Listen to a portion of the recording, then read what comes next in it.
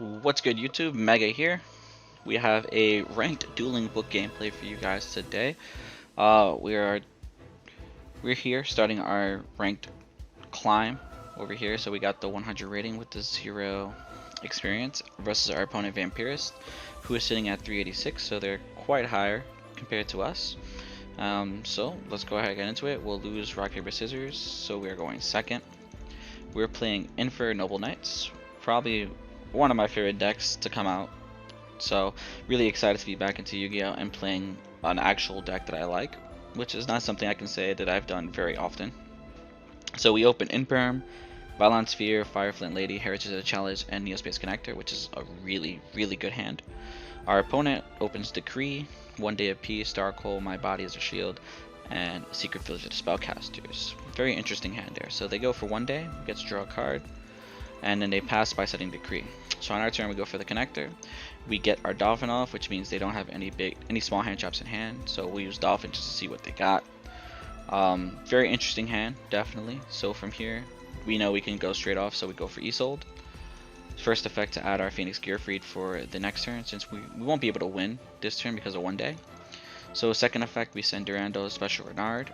We'll get back our Durando with Renard activated to search for Oliver. Then we'll send our Fireflint Lady to graveyard in order to special summon our Oliver. We'll turn our Isolde into Link Cross, getting us 2 tokens in the process. From here, we'll turn Oliver and Link Cross into Noodle Fiber, which will go and summon Olion. From here, we go into Martial Metal Marcher. We'll get a token, and Oliver comes back. Oliver and Renard will turn into Garden Rose Maiden, which will turn into Crystal Wing, which will finally turn into Charles. We'll banish our Garden Rose Maiden in order to special our Crystal Wing, before turning our token and Noodle Fiber into Auroradon. From here, pretty much the normal Auroradon shenanigans will tribute 2 for our Olion. We'll go into Roland before going into Boros Savage. So at this point I feel like I should go ahead and explain myself a bit. So I personally don't like hand loops. I feel like they're really degenerate. They're unhealthy for the game. So I will not hand loop people. Even though my build is built, the way my deck is built, I can hand loop people with the Violent Sphere. I usually will not do it unless my opponent does something degenerate themselves. For example, if they do something like Buster Lock or Wind Barrier Statue, then I will go ahead and hand loop them during game 2 or game 3. But in the interim, I actually prefer interaction. So this board may be kind of daunting to get over, but the fact of the matter is you can get over this board. It is not unbeatable. It forces both you and me to interact, and so I will always go for this board as my full combo end board rather than a generic hand loop where I can take all the cards from my opponent's hand. So that's why we do the Crystal Wing combo with Guarded Rose Maiden, and that is why we play 2 O-Lions. Okay, so now that this is out the way, we go ahead and equip Oliver to Charles, resolve Roland, sending Smoke Grenade to add Sublimation. Then we equip the Smoke Grenade and Squeak Knight. So Squeak Knight is pretty cool because he's a Union monster. He actually prevents Charles from being destroyed by battle or by card effects. So it's a very good card to equip to Charles during the end phase if you don't want to equip Ogier. So Charles will activate, pop the Smoke Grenade, and we'll get the Dark Hole out of his hand. For his turn, he'll activate Royal Decree during the end phase. He'll draw into a Moon Mirror Shield, and he'll scoop it up. So I have no idea what my opponent's playing, so at this point I just decide to put in my 3 evenly matched, just in case he does something crazy. I assume we're going second, so that's why we put the evenly matches. And yes, we are going second, so for his turn, he goes and he summons Ceremonial Bell, which forces us to have both our hands revealed. So he has Thunder King, Ties of the Brethren, Prohibition, and Royal Decree. We have Durandal, Sublimation Knight, Infinite Impermanence, Fireflint Lady, and Oliver. So we reveal our hand. He uses Prohibition, calling Sublimation Knight. Then he goes for the Ties of the Brethren, bringing out White Magic Hat, which is extremely nostalgic, even more so if you're watching the progression series with Simo and Nimnim.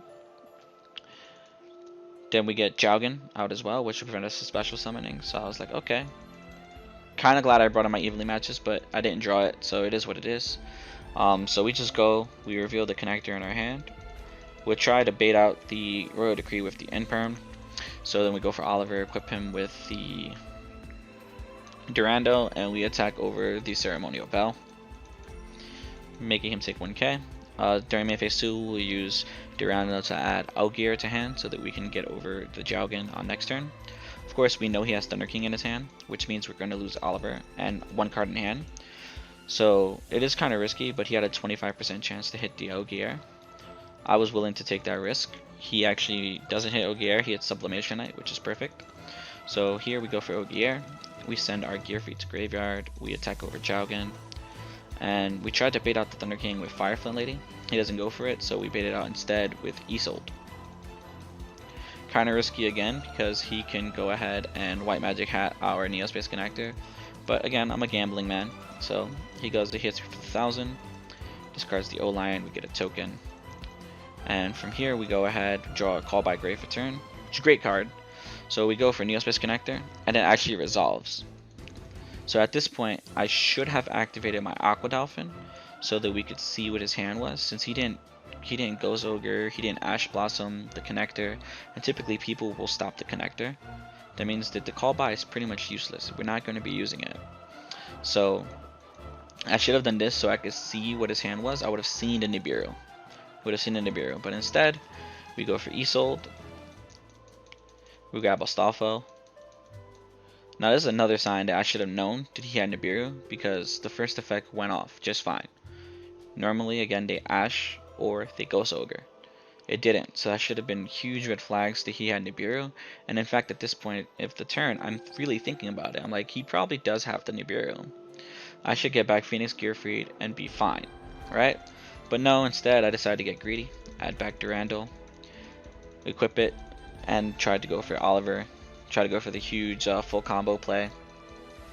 And instead we eat a Nibiru, which is unfortunate. The token that we get isn't going to be big enough to survive Nibiru and White Magic Hat, which will take the last card in my hand. And there's nothing I can draw to get over the situation, so I just scoop it up. We're finally going first. Now knowing that he's doing Jowgen, Thunder King, a bunch of shenanigans, we put in our Forbidden Droplets.